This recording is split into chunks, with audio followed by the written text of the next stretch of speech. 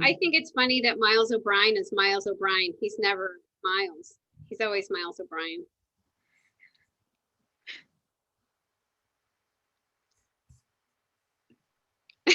Oh no, is Greg getting back in?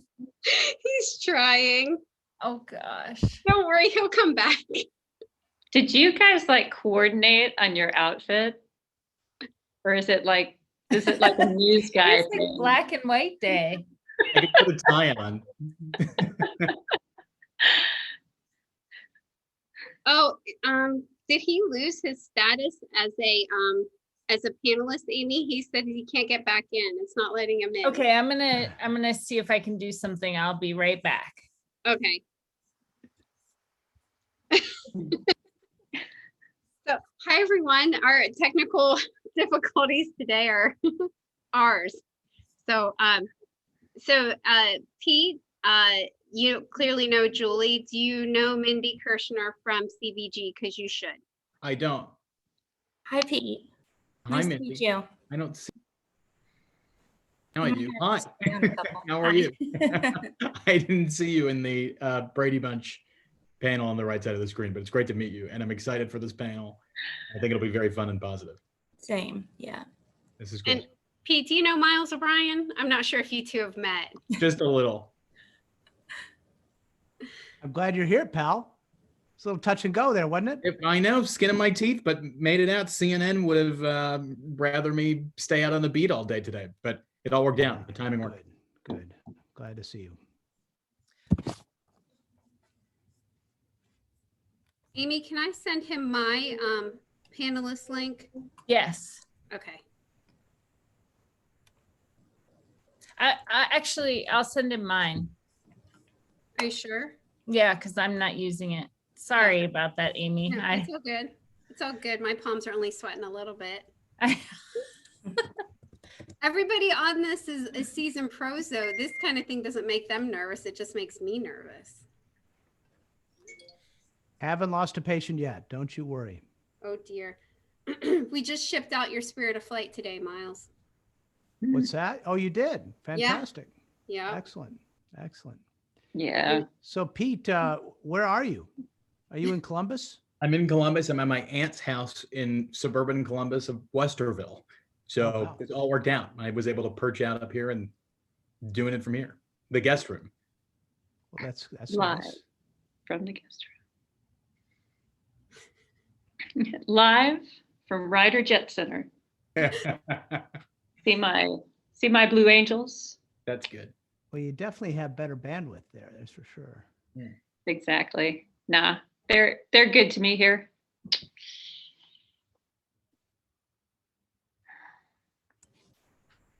Pete, are you usually based out of Washington?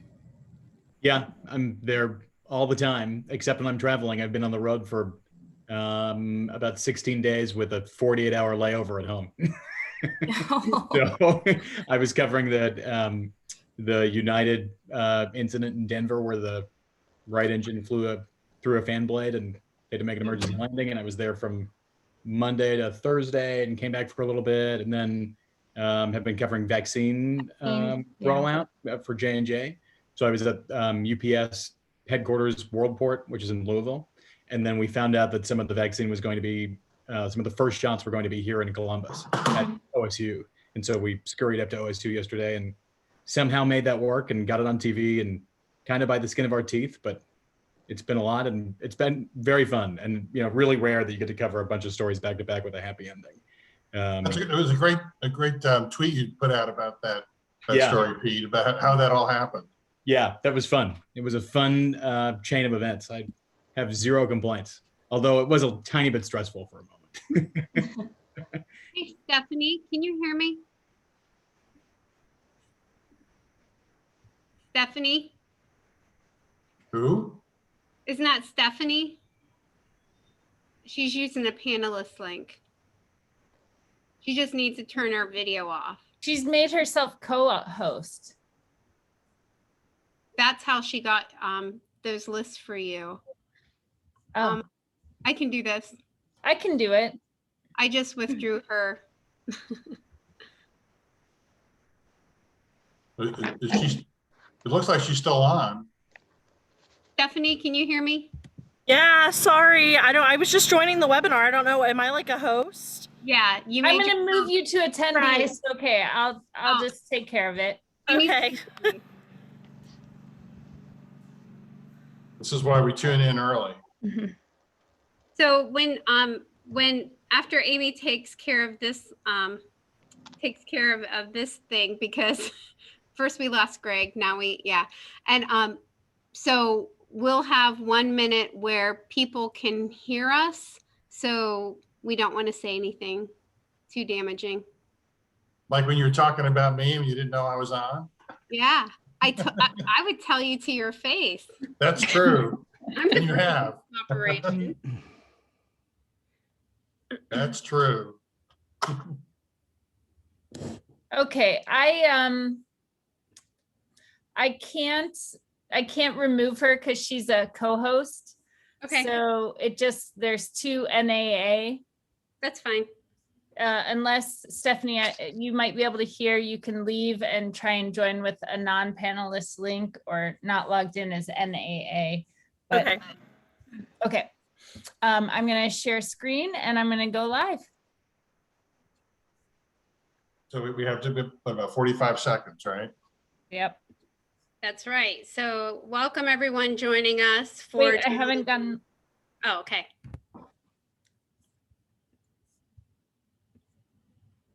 Okay.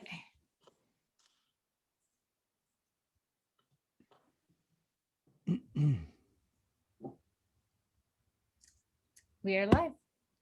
Great. Welcome everyone to Journalists in Aviation, a Complex Relationship.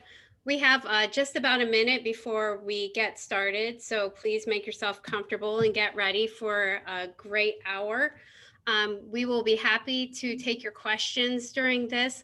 We're really hoping that Charlie Bolden will send us some interesting comments, because he always does. And we'll really try hard to get to your questions and comments, but this is a jam-packed hour with 4 amazing panelists. So we'll get started in just a minute.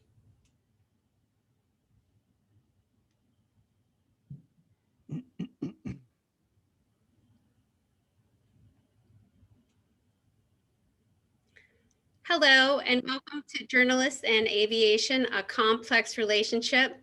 I'm Amy Spowert, President and CEO of the National Aviation Hall of Fame. And I'm Greg Principato, President and CEO of the National Aeronautic Association. This is the 8th in a series of webinars brought to you by a collaboration between the National Aviation Hall of Fame and the National Aeronautic Association. To learn more about our organizations, please visit our websites. Members of the Hall of Fame and the NAA received advance notice of today's webinar and were able to sign up for this limited opportunity first. This will be the same for future webinars, so please consider becoming a member. As we go through this webinar, please feel free to send in your questions and comments, and we'll try our best to work them into the conversation. The aviation professionals are often frustrated by a lack of public understanding of aviation. Journalists are challenged in giving aviation issues thorough coverage. This discussion will explore these dynamics in a thought-provoking, entertaining, and well-informed manner. And joining us today to help examine all this, we have an amazing panel. Miles O'Brien is a veteran independent journalist who focuses on science, technology, and aerospace. He is a science correspondent for the PBS NewsHour, a producer, director, writer, and correspondent for the PBS documentary programs Nova and Frontline, and an aviation analyst for CNN. O'Brien is an instrument-rated pilot and is frequently called upon to explain the world of aviation to a mass audience. Mindy Kirshner is Senior Manager for Communications and Community Affairs at the Cincinnati Northern Kentucky International Airport, and often explains aviation issues to the press and public. She serves on the steering group of the Airports Council International North America Committee on Marketing, Communications, and Customer Experience, where she plays a role in shaping programs and policies in this area for the airport industry. Julie Boatman is the editor-in-chief of Flying Magazine.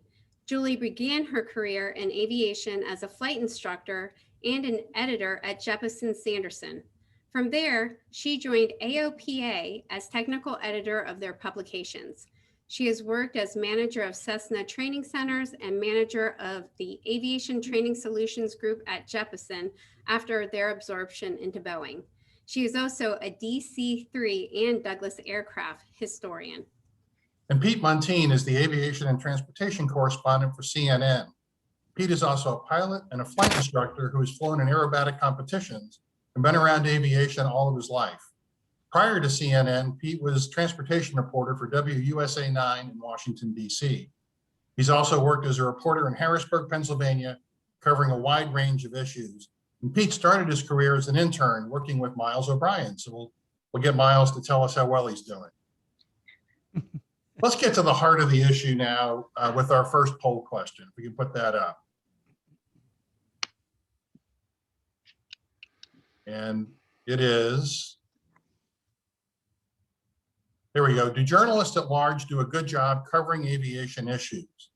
And while the audience answers the poll, Miles, I know you have a story about the way the Wright brothers' first flight was reported way back when. It illustrates kind of from the beginning that journalists had issues relating aviation stories to the public. Could you share that with us? I will, Greg, after I hit yes about 50 times right now to my finger. No, this is actually, Greg, this goes back to the first aviation story I covered, which was Orville and Wilbur Wright, 1903, Kill Devil Hills. The aviation reporting was wrong from the get-go. 1903, December, we know the story. The media coverage of it was absolutely fake news in every way. The event itself appeared on the front page of only two newspapers in the country, the Virginian Pilot and the Cincinnati Enquirer. Pretty scant coverage. And the Virginian Pilot story was quite a work of fiction. It talked about a 3-mile flight at 60 feet in altitude. The craft had a 6-bladed underwheel. It had an engine suspended from a navigator's car, and it had a huge fan-shaped rudder of canvas. And they quoted Wilbur's first words as being, "Eureka." Now that was good stuff, right? So how did that happen? Well, the Wrights had a pretty flawed media plan. They wanted to control their message, and they wanted their hometown paper, the Dayton Journal, to get the scoop. So after they accomplished what they need to accomplish and started packing up and heading home for Christmas, they wrote a terse telegram to their older brother, Loren, who stayed back in Dayton. And it said this: they had flown 4 times, 21-mile-an-hour wind, speed of 30 miles an hour. The longest flight was 57 seconds. Loren went into the newspaper and met a reporter who will go down in journalism infamy, Frank Tunnison. Frank Tunnison's response to Loren explaining this accomplishment was 57 seconds? Well, if it was 57 minutes, then it might be a story. He missed the scoop of the century. Certainly in 1903, it was the scoop of the century so early. So how did that go wrong? Basically what happened, the most reporters of the day who were well-sourced got to know the telegraph operators. And there was a young man by the name of Harry Moore. He was just getting started, cub reporter at the Virginian Pilot. He had a nice relationship, some bottles of liquor with the telegraph operator. And the telegraph operator called him up and said, "Hey, I think I got a hot one for you." And of course, no further details in the telegram. And so Harry basically wrote a piece of fiction. And so many years later, Harry Moore and Orville Wright were in the same room and they met. And Orville said to him, "It was an amazing piece of work. Though 99% wrong, it did contain one fact. There had been a flight." So I guess maybe that's a journalistic victory. But the point is, we dug ourselves a hole on day one and we're still in it. We got an LOL from Lori Nevin, who's one of the attendees. We put up the results of the poll, and then I want to get into some questions for everybody. Oh, we lose. It's a little closer than I thought it might be, actually. Pete, I've got a couple questions for you. I'm going to ask them both at the same time. Neither has to do with vaccines, so Good. but I want to move this on a little bit. Aviation has its own language and lingo, right? I like to say it's almost like a theology. How do you balance reporting in a way the public understands while you're being credible to and being a part of the aviation community as you are? You need to be able to look Julie and Miles and Mindy and others in the eye after a report.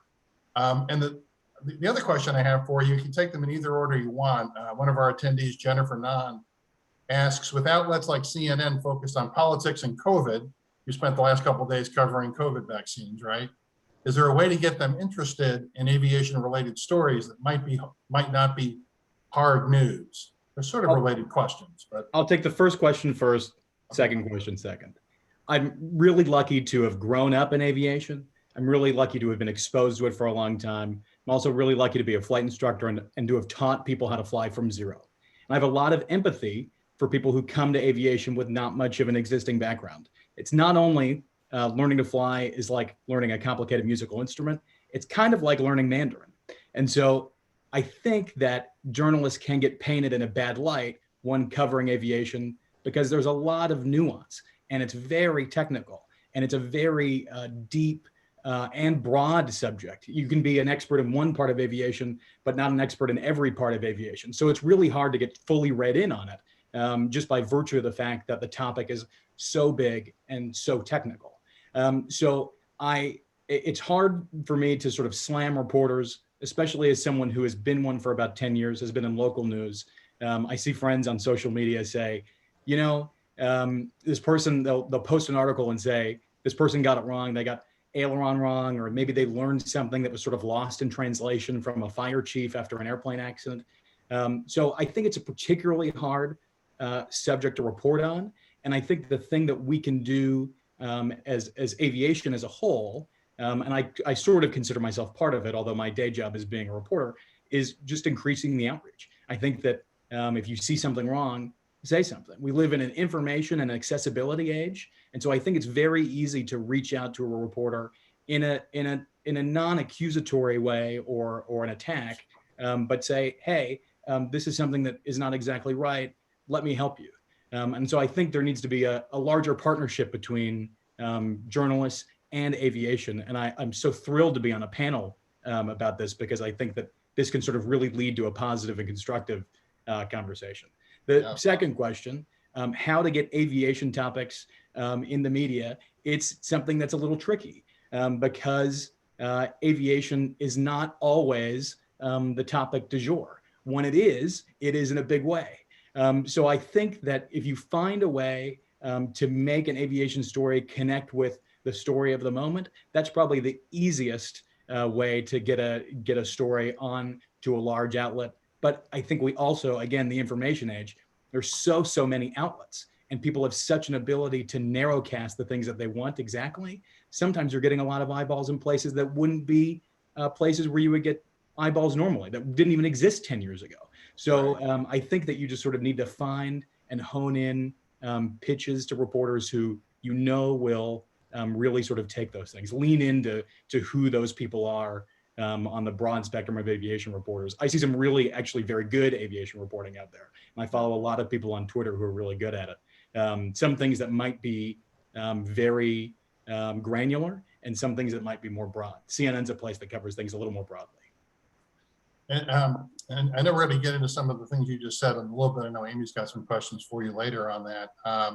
Mindy, you have to deal with reporters from a national, local, and trade media. There can be a wide discrepancy, right, about how much anybody knows about aviation, especially airports. Some people don't even consider part of aviation in a way. How do you handle educating them? Do you take proactive steps? Do you go out and educate them on issues even before an issue might come up? Yeah, definitely. Media relations is what I do day in and day out. So that relationship development is key. It's a dream come true to have a reporter like Pete, who is focused on aviation and transportation, but you don't always get that. So, working with a lot of local media, because airports represent your community, working with local media, there's oftentimes a lot of high turnover at TV stations. So you have to educate and then educate again and then educate again. But if I have the time, I like to sit down with reporters, go through our strategic plan of the airport so they get that big picture perspective of what we're up to. besides just passenger travel. There's so many different aspects. There's cargo, there's safety and security, there's environmental, there's all these different layers within the airport. So even if I have a transportation reporter, a beat reporter, there's multi-modes of transportation. Aviation is just a piece, and then airports is just a piece of that. So, so yeah, diving deep into an issue, I try to do that if I have the time. If not, you know, I just try to find that hook, as Pete mentioned, layering it in with the news of the day. And we have developed some resources from an airport perspective, industry perspective, you know, Airport 101 fact sheets, one pagers. Data does a lot of storytelling for you. So I create a lot of infographics, charts, graphs to be able to communicate complex issues in a very simple way. Those are just a couple of the things, the tips that I've done. Don't know if they work. Journalists tell me yes or no. Yeah, I've seen them work. I don't know, you know, Mindy, you know, was talking to Pete about, you know, dealing with local reporters there in Cincinnati and stuff. I saw you nodding, so I'm going to take, I think Mindy will take that as a yes. I want to get to poll question number 2, and I know Amy's got a number of questions for some folks. The flip side of poll question number 1, and really getting into what Mindy just talked about what she does so well. Does aviation do enough to explain itself to the press and the general public? Simple yes or no.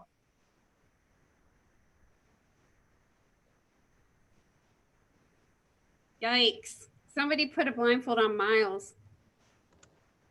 What's that? He said somebody put a blindfold on. These are all so negative. I hope through our conversation we can make these, like I'm just watching your faces, the poll questions come up. I mean, does aviation do enough to explain itself to the press and to the general public? I mean, yikes. Julie, I'm going to start with you, although, you know what, actually, I'm going to go off this a little bit and I'm going to let Miles address that because somebody, Sandy Murdoch, one of our attendees, has a really good question that's kind of in line with that poll question, Miles. I mean, how do you do it? I mean, what's the way forward? And what do you do when you have a story and you can't cite your sources and you have these conundrums, like, but you want to be effective? Yeah, so I have a kitchen cabinet of pilot friends who I refer to and lean on often. And, you know, I kibitz, you know, I do hangar talk, usually virtually. I mean, Pete and I were just covering the Denver thing and we were kibitzing back and forth on what might have happened, just like pilots do. But I will say this, outside of my little circle of trusted confidants who represent various aspects of aviation, which provide a little of expertise and make me look smarter than I really am. There is a huge reservoir of distrust out there. We're aviation and the media are kind of in a death spiral situation here. I get a lot of stonewalling from people because for good reason. They see a lot of really crappy stuff on TV, frankly, that's completely inaccurate. I have this axiom, which I want to get out there. The demand for facts is inversely proportional to their availability. So keep this in mind. You've got John Q. reporter who in the course of a day probably does, when Pete was at WSA, he did this 5-6 stories, city council meetings, people bleeding on the street, fires, you know, the usual. And suddenly, hey, go over to the airport. There's a smoldering hole in the ground. And, you know, you show up and you put your backpack on and all of a sudden you're live on TV and their anchor's asking you what happened. And it's like, that's a problem, right? We don't know what happened. We don't have any idea. This can take years, if ever, to find out what happened. So for obvious reasons, some horrible things come out of that scenario. That poor reporter doesn't have the time, doesn't have the expertise, hasn't been schooled in aviation. The lexicon that Pete was referring to, all alien to that person, and yet it is their mandate, or they lose their job to come up with something. Well, nature abhors a vacuum, right? So they fill the vacuum. And so pilots see that and they start throwing things at the television. And when I call them in the wake of that, they want to hang up on me. And it's all it's a death spiral, right? So we have to come to terms here, right? We have to come up with ways to, first of all, teach some of those young reporters a little something. Maybe some of the smart aviation people out there can adopt some reporters. I do whatever I can to help out reporters who seek me out, but maybe we can think about more formalized ways to do that. And then on top of that, listen, we all can communicate directly with large audiences these days, right? Social media gives us all a voice. We are all collectively in this group, smart people who know a lot about aviation and can weigh in. The resistance is rooted in a misunderstanding. Smart people in aviation say, well, I don't want to speculate, right? I'm not talking. Well, you don't want to speculate, but you do want to talk. And I'll explain. It's just like a politician. When you're asked a question you don't want to answer, you answer the question you're prepared to answer, right? So the smoldering hole in the ground behind you, you don't know what happened, but you know an awful lot about the weather conditions, what the investigators will do, the process of determining how a crash is solved, the time frame involved, the type of aircraft. You peel away the onion as these little facts start coming in, and you tell people about the process, and that feeds the beast without speculating. So I think journalists kind of understand this, but when we call, we're on tight deadline and we want to, there's a misunderstanding and there's a 22-year-old booker who says, we need to know what the cause of that crash was. The expert hangs up and that's the end of that. We have to get along here, people. We have to come to terms. We have to communicate. We have to teach each other about what we do for a living. And in the end, we're going to end up with we'll be happier with the finished product and what the public interprets aviation to be. That's a fantastic answer. And it ties right in with what Pete and Mindy, how they answered, because somebody in the chat mentioned Walter Cronkite. And what I heard Pete talk about was common decency. Like, we need to see common decency among, throughout journalism and reporting. Julie, I'm going to go to you. Does aviation and aviation journalism do a good job at covering issues? And what are the challenges you have, especially in light of what you've heard Pete and Miles say? What are the challenges and the advantages to print journalism? Sure. So, we have a unique opportunity now that we didn't when, Flying Magazine was a print magazine for the longest time. And then, with the rest of aviation journalism moved online and then moved into social media. And now we find ourselves reporting on aviation issues across these channels and also out to a much broader audience than we might have had when we were just circulating to pilots. So one of the challenges that we see in covering the issues that are germane to pilots is how we present that information in such a way that we don't scare off the general public at the same time, who might also be coming into our front door online or on social channels because they're interested in aviation. So that's one set of challenges, is how to keep the language that we're using when we discuss accidents, for example, amongst ourselves. We, as Miles said, we have a pilot repartee that we might have in talking about these things, where we know that there is a level of risk that and responsibility that we assume, and we can speak to that and we understand that, but that may be totally lost on someone who's seen that in the general public. Now, secondarily, if we look at those channels that we're now responsible for, in the course of a day, I'm looking at both writing an online news story, which is a breaking, might be breaking news, might be certainly something that's topical, something that's timely, and then I'm posting it onto our social channels where we have and expect and want to have a level of engagement. That's our opportunity to really engage immediately with our audience. And of course, that has positives and negatives, and we have to stay really, on point and be able to give context and feedback and, douse out some fires at the same time that, we're also keeping the information straight. And then in print, we have the opportunity to increase, up the level of accuracy because we've had time to develop a story and really take it through a much more rigorous process than we're able to do when we're getting news out the door. And so we can bump up that accuracy, but then that's also our opportunity to provide context. And, if somebody only engages with us on the website or on social media, they may lose that context. And that's a continual challenge, both for the general public audience that we reach, as well as our core audience, which are pilots. I'll say I'm flashing back to something Pete said to us, to Greg and I, whenever we were doing our initial talk, and I thought this was fascinating. That and Pete, please clarify this.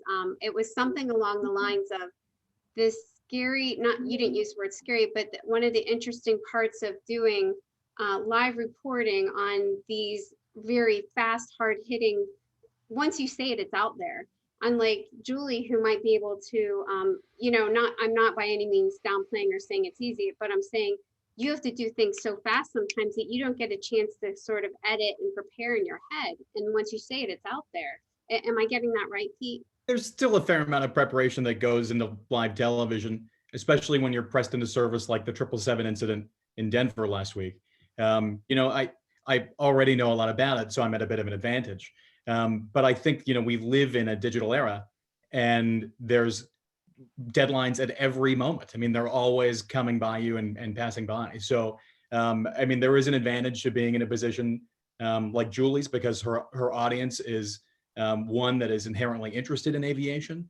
And they probably have a bit of higher level of accessibility because they also speak the language to a higher degree. The CNN audience is a more general public kind of audience. So sometimes I think people can read in a bit too much to maybe what we say. And it might seem like while someone might be trying to sort of translate something into a very clear and simple way, an accessible form of language that you and I would talk about, around the water cooler or something, they might think that that's inaccurate. And so that's kind of where the big rub is. I think it's more about language and how we sort of get the complex topics across, less about sort of the deadlines, because those are always happening in this business. Mindy, you know that the public is generally unaware that airplanes, airlines, and airports are separate entities. Can you talk about that frustration? If you can suggest a way the industry can support a better understanding? Sure. So I think a lot of the themes that we've been talking about is education during crisis, which you don't have a lot of time to talk about. I think that times of crisis do bring this to light a little bit more. Pete covering the 777 issue, the Boeing 737 MAX example, that's when an aircraft is more in the limelight, but then it has the trickle down. So then I think the general public understands, then an airline will be impacted, and then an airport will be impacted. And there is that trickle down. So there is some times of crisis when I think those divisions are made. So again, being proactive in discussing the differences. And Greg and I were joking yesterday that the airport gets the finger pointed at them a lot. If something goes wrong, if you have a long line at the TSA, if you can't get off your plane once you land, if your baggage takes a long time to get to you, those are all things that the finger gets pointed to the airport. So one of the things that we do, the traveling public, they go to social media and they want to complain and they want an answer. So we will respond and we'll educate at the same time, not just to point the finger back at the airline, but just to make those distinctions that the airline is responsible for certain things and the airport is still here to support your experience. But, so that's one of the things. And, we do some education with media through social media as well, and those kinds of things. We recently created a blog called On the Horizon where we can dive into some different topics about the airport and what we do. Again, all the different areas. So that's another tip I think that, industry can do, is put those more complex topics out there and own content. Doesn't necessarily always have to get media attention, but then, sharing those things out through your social media channels. And another thing that we're doing is career pathway programs. And I know the industry has come together for those kinds of things, but really getting people engaged in the education and the industry, not just in your typical kind of pilot and flight attendant positions, but other positions, aircraft mechanic positions, airport positions. And that's just another way to have people get a formal education in it, but then they're also learning about the industry as they go. Which is fantastic for workforce development and all those other Mhm. important things that we're looking at in the future. Let's go ahead and bring up poll number 3. When you see a report on aviation news, how important is it that the reporter has an aviation background? And while the audience answers, I was struck by a couple of things that were said in the chat. One person expressed a certain amount of displeasure that maybe reporters don't take the time to do a lot of research. But most reporters don't just cover one issue, as we've talked about before, right? We can be frustrated by it, but it really brings it more on the aviation community to better explain proactively what's going on. And another person talked about how, those of us in aviation, this is an aviation person, saying we're too much of a small club, right? We like ourselves, we like talking to each other, we're in church together when we're at an airport, basically, right? And we hold each other close. So let's put the results up, and then I've got a question for Miles to get us going on this part. Very and neutral add up to 86%. And only 7% never thought about it, although given this audience, that's not surprising. Miles, one of our viewers, Tom Benenson, wanted to know if there's a way to encourage less seasoned reporters. Reporters don't know as much about some of these things. Should seasoned aviation reporters make themselves more available to help support better reporting? Do you have any thoughts, or I know you have thoughts or suggestions?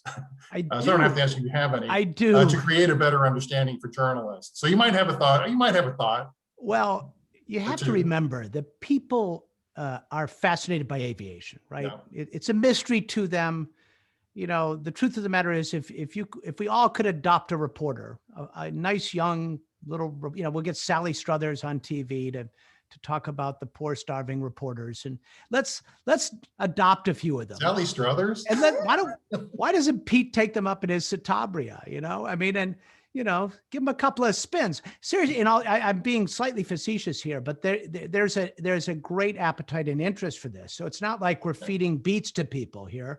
People want to know about this. So why can't we collectively, as smart, the best aviators in the world, this is the Hall of Fame here, right?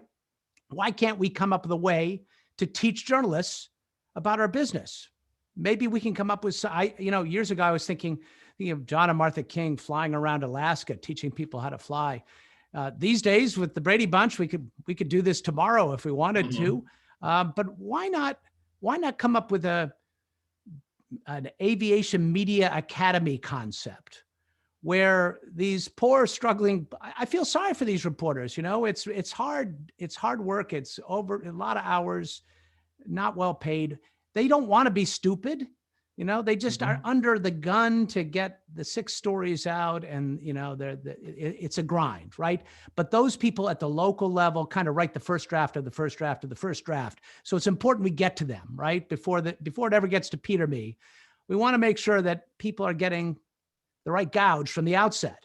So I think we could come up with a way to teach other journalists. I'm willing to volunteer. Pete's too busy right now, but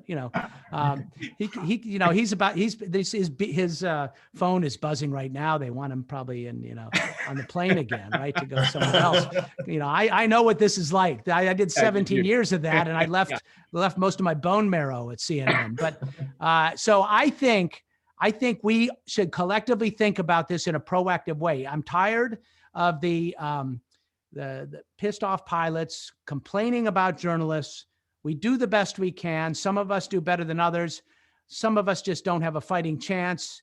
And if you understand that, I think we can take some corrective action. Journalists Miles, don't set out to get it go wrong. ahead, Pete. Journalists don't set out to get it wrong. I don't think people, Right.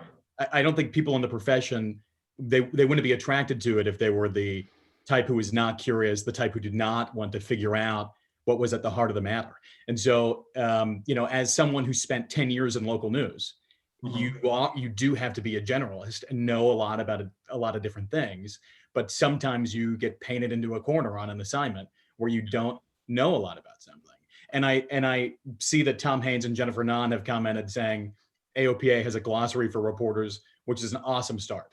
And I wholly agree with Miles that the outreach could go one step beyond that. And I hope that this conversation leads to that. I'm not sure if it's Young Eagles for reporters, but Miles, you and Amy and I talked about this a little bit the other day, and as soon as we hung up, we were talking to each other about, you know, jumping on this idea, you know, the Hall of Fame and NAA working on this idea, which I think, you know, I challenge you all to figure this out. This is not an expensive proposition. We could create a way to teach the media and by inference the general public a little more about what we do. You know, it's hard work. You know, Pete was kind of downplaying what it's like to be on live television. You know, I did 3 months on 3 facts on MH370. Try that on for size sometime and try not to, you know, jump the rails on that thing.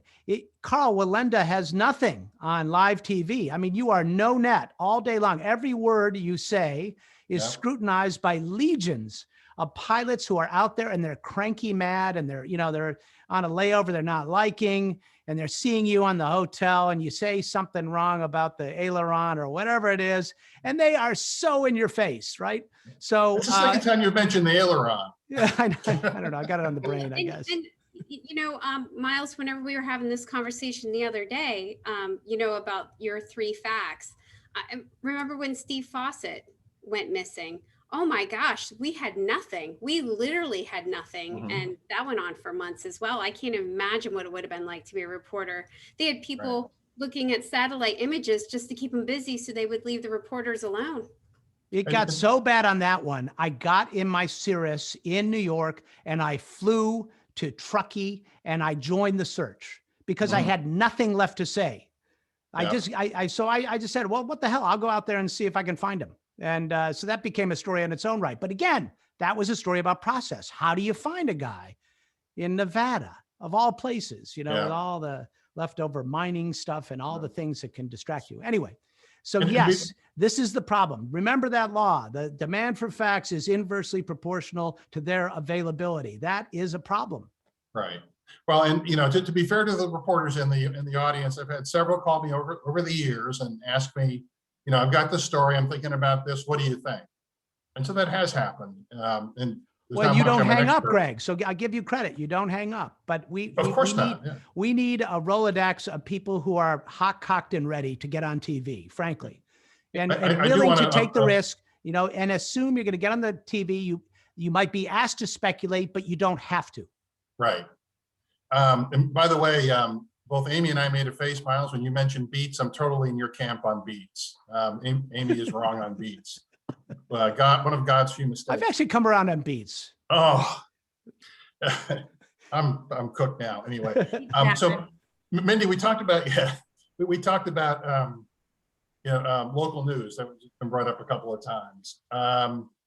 You know, you have to explain, you know, local issues, right? And Pete's been involved in this, and all 4 of you have, but noise and all the rest of it, those kind of local things. The airport doesn't have anything to do with whose house the plane flies over, or even which way the runway is pointed or anything, right? But how do you deal with some of that?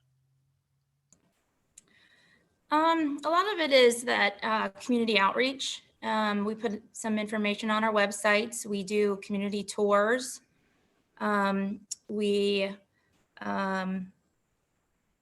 have the blog, like I mentioned, you know, and, you know, we've been talking a little bit about this, but in times of either crisis or education, you know, staying in your lane and not crossing over too much into the FAA space and speaking for them, you know.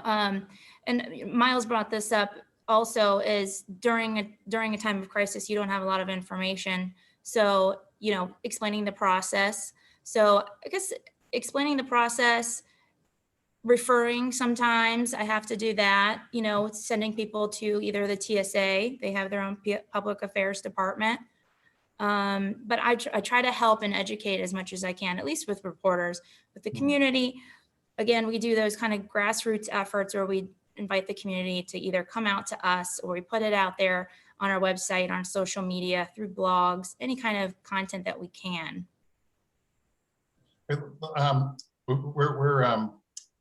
The hour is evaporating. Let's put up poll question number 4, and I want to kick it back to Amy.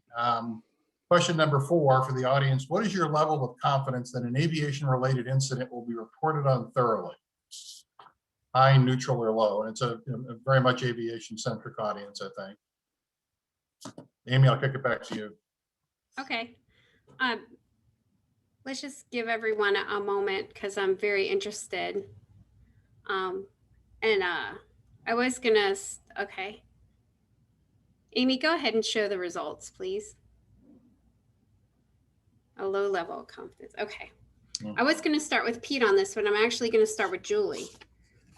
Because I think it's very interesting, because I think the logical throw here would be to Pete. So that's why I want to keep people on their toes, because Pete covering the 777, everyone's going to be like, you know, that's like this. But Julie, you have a responsibility to also report on incidences and things that happen in aviation that maybe sometimes are difficult and different.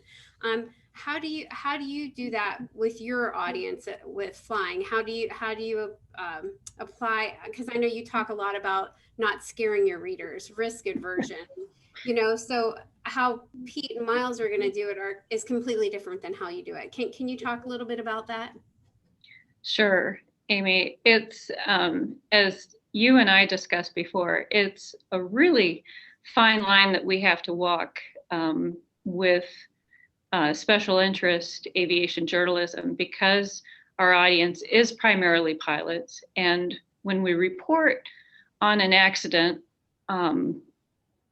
we have to take into account the fact that, you know, most pilots are going to be thinking about how they wouldn't have done the same thing, right? That's part of keeping their, you know, their own pilot self happy, right?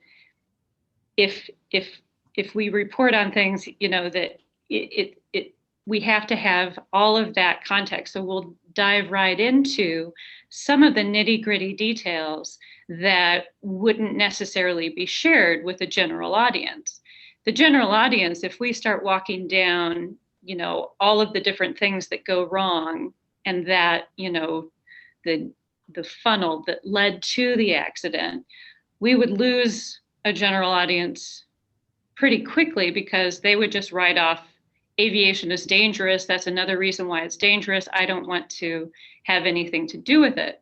So, you know, where we really have, you know, attention in the reporting that we do now, as I mentioned earlier, since we are reaching far more aviation enthusiasts, just because, you know, our content is much more accessible to somebody who's just searching online and, you know, enters flying in a search bar. You know, they could come to our site as opposed to, you know, something that's focused for them.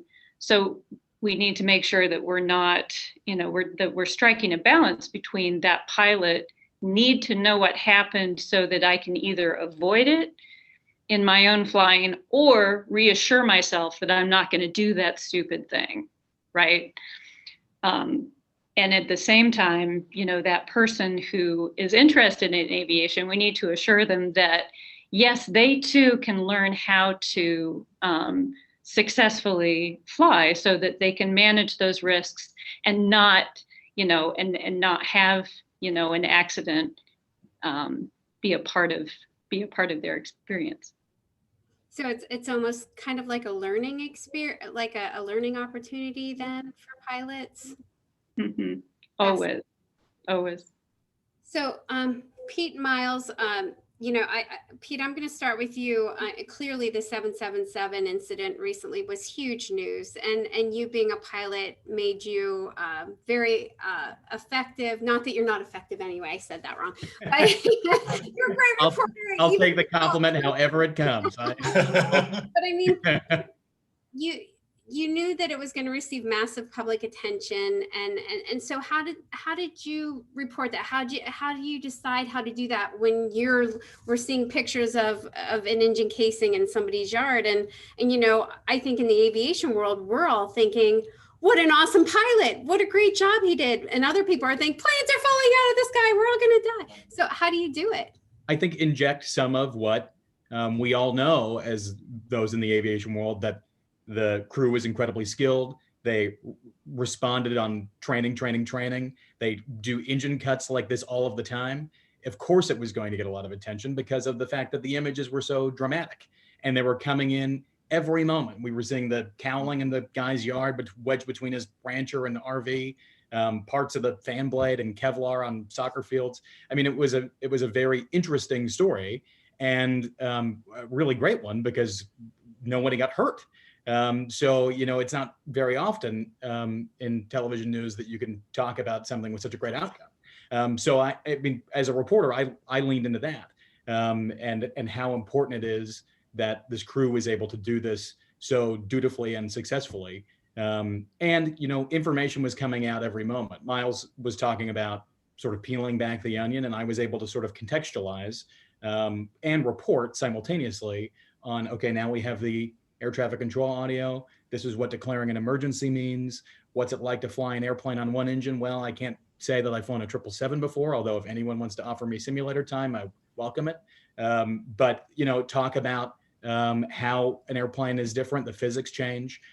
So, you just sort of have to speak to what you know and sort of be able to continue without wandering into something more speculative. Others have pointed out in the chat, I'm looking at the comments, it's not a 777 issue. It was the Pratt & Whitney engine that failed. And so we were able to report every moment. There was something that came out about United grounding their airplanes, FAA ordering emergency inspections, a Pratt & Whitney response, what the NTSB said. So there was a lot of news coming out too, while also contextualizing, and you sort of have to do those in tandem while also being on television. Pilots in the audience will really understand it's a very dynamic thing, like flying. You just have to sort of roll with it as it comes your way. So curious question that I hadn't prepared to ask you, but how do you keep from getting emotional? How do you? That's an interesting question. And I think it's something that, I'm somebody who lost my mom to a plane crash, which I witnessed. And I think it sort of empowers me as someone who reports on aviation accidents and crashes and disasters. It can be difficult, but I'm pretty informed when it comes to the NTSB investigative process and the FAA investigative process, sadly, because I've lived through it. So, how do you become unemotional? I think that is okay to show sometimes. Thankfully, in this instance, nobody got hurt. So we didn't have to stray into that, which is Emotion can be happy. You can be right. Yeah, and there's definitely something joyous about this outcome for sure. Yeah. So Miles, I know you talked already about process. Do you want to get a little bit more specific about that? Because I think Greg and I found that absolutely fascinating, this concept of in terms of an incident, how that process would work to help people understand things a little bit better. Yeah, I think you approach it as if you've got the go bag and you're dispatching out of Washington with the NTSB team. What are you thinking, right? Mhm. You're thinking, well, we used to say man, machine, and weather. Now we'll say person, machine, and weather. What's the situation with the crew? Usually we don't know too much about that initially. We did know in this case that the crew did pretty darn well, right? They kind of, that first radio call, they were a little bit, there's a lot going on in that cockpit, and I think they handled it well. And I think, in answer to your question, by the way, about how we report on it. Reporters have their own red box items. You know, we go, it's muscle memory for us to do what we do for a living. We do the emotion part later if we're doing our job correctly, just like the flight crew. So it's man, machine, and weather, right? It's how you get started, right? So what do we know about the machine? Well, so while Pete was, you know, hopping on a plane to Denver, I'm poking around and, you know, I'm looking at that NTSB advisory from the summer on that same model of Pratt & Whitney engine, almost a carbon copy incident. United Aircraft, that big, giant, high bypass engine by Pratt, fragged in Honolulu. So wait a minute, let's start and then away. Oh my gosh, that very morning, smaller version of that Pratt fragged in the Netherlands. So you got to be careful connecting dots, but that is how investigators are thinking, right? Is there a pattern here? Is there a system-wide problem? And you know, to me, when you look at 737 MAX, the second crash is the tragedy, right? The first crash, we knew there was a system-wide software problem and the planes were not grounded. That's an important question in the public interest. So if you have an engine that has a problem, you know, we don't know, these high bypass engines, you know, they're just now reaching their older age years, right? And can we inspect them properly in a non-destructive way? We don't know. If you're a reporter, what do? You follow the money. Money equates to safety. Are they cutting corners on the inspections? Because it takes time and it cracks from the inside out. Each one of these blades is 30 pounds and it cracks from the inside out. That's a problem. So those are, you start going down that road and asking those questions as if you were on that go team and sharing that with the audience. Now, people might say you're tiptoeing to the edge of speculation, but all you're doing is laying out the possibilities. And as long as you couch it that way, you're still being accurate. Excellent. I could spend another hour on this. Greg, I'm going to go ahead and shoot it back to you because I think we've got to get to this last section about the future.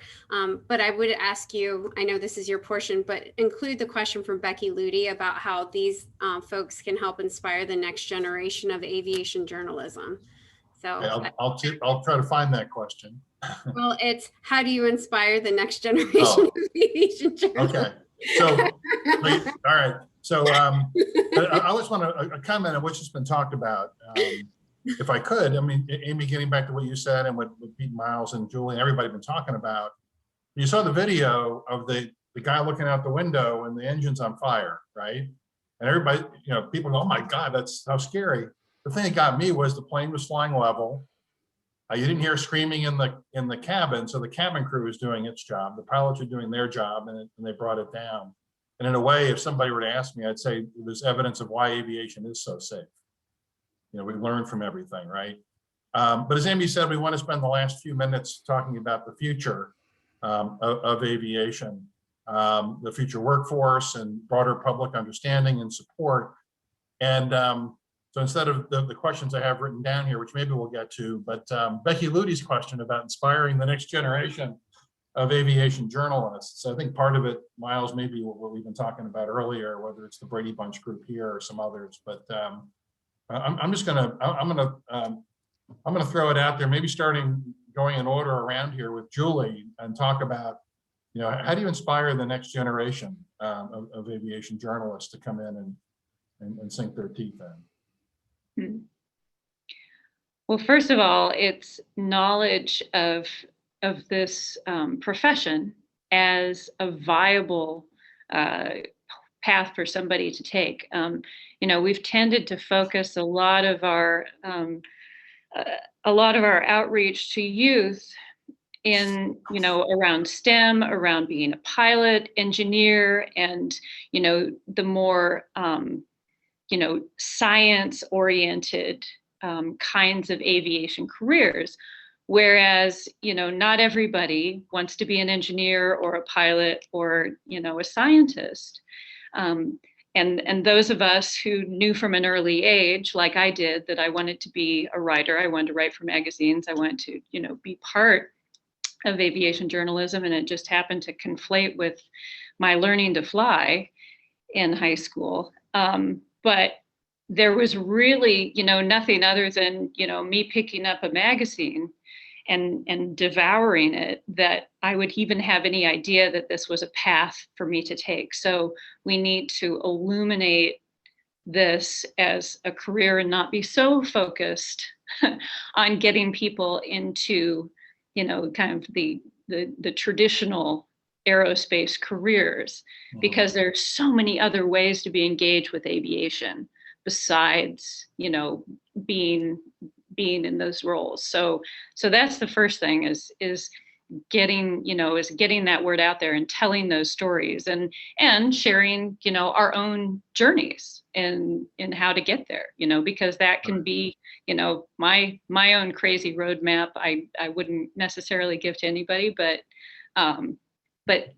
just to know that that's there and that it can end up in a great role like Miles, like Mindy's, like Pete's, I think that's the first step. Pete, you're the next box in my Brady Bunch screen that I have. You talk about this a little bit, and also with the twist that you and Amy and I talked about on the phone of bringing in people that don't look like you and me and Miles, bringing in a more diverse group, both in journalism and in aviation journalism and aviation overall. And just aviation over fun. Well, I was going to mention the fun industry. Did you turn it over to me or Pete? Pete, but that. Oh, I'm sorry. Go ahead, Pete. Mindy, you're going to get the last word. So this will actually segue great. This is something I care about really deeply. Someone who's raised by a woman pilot, someone who understands that aviation can be very, for lack of a better term, overly white male. And I hope that changes as time passes. And I think those in aviation have a duty to sort of change that. If there are only 7% of women pilots, and it's been that way for a long time, I think there's a way to do that. I think people fail to realize that you don't have to be in aviation. You don't have to have a career in aviation to be in it. I'm somebody who flies for fun. I have my super decathlon that I fly every week, and couldn't be more grateful for that. And my way of getting into aviation journalism was by revering someone like Miles, who on the day of the Columbia explosion was on TV for, must have been a CNN record. And I was like, that's something that I would like to do. That's a cool job. And getting to know Julie. Julie and my mom were in a flight instructor refresher course together. And I was like 10 years old and sort of bugged her about what it was like when she was working for AOPA at the time, what it's like to be an AOPA writer. And so, I see Tom Haynes and Tom Benenson in the chat. Like, those are people whose wards I hung on as someone who just pored over aviation magazines as a very dorky 8-year-old. So, I really appreciate the way that this group has sort of helped me matriculate up through aviation journalism. Miles gets a ton of credit because he invited me to be his intern in 2008. And I learned a ton in that way. But I figured that was probably the most challenging iteration of it. And I'm thrilled to sort of carry on the legacy. But I think that we just need to sort of tell people that this is a profession that exists. It can be in a lot of different ways. And when I speak to journalism classes, I've taught at the University of Maryland, a lot of those J school students aren't going to go into traditional journalism. They may be doing journalism on YouTube as a vlogger. It's still journalism, but it's just in a different form. And so I think these sort of jobs morph as time goes on. We're a cadre of traditionalists and aviation translators and communicators, but I think there will be other roles for those who are interested in it too. And I'm starting to see it happen. I'm thrilled for that. Inspiration is so important. I want to throw it to Mindy now, talking about the airport sector, and then Miles, you're going to back cleanup and finish us off. Mindy, obviously, I think the airport side, as you know, I used to run the Airport Trade Association, so many wonderful women running some great airports, including your boss, around the country. You talk a little bit about that from the airport perspective. Sure, yeah, we are lucky to have a lot of women leadership within airports. Pete mentioned it's a fun industry. So we need to have fun. We need to reflect that fun if we want to bring younger demographics, into the mix, telling the story, showcasing the story. we did a campaign on social media throughout February to recognize Black History Month and the many accomplishments of Black leaders and Black pioneers in the industry. So we did a post a day to showcase, the first Black woman admitted to the NASA astronaut program, the first Black woman who earned a pilot's license, those kinds of things. I think the more that we can showcase that history, that story, there's room for diverse people, perspectives in this fun industry. I think that's the way to go. Miles, you get the last word on this.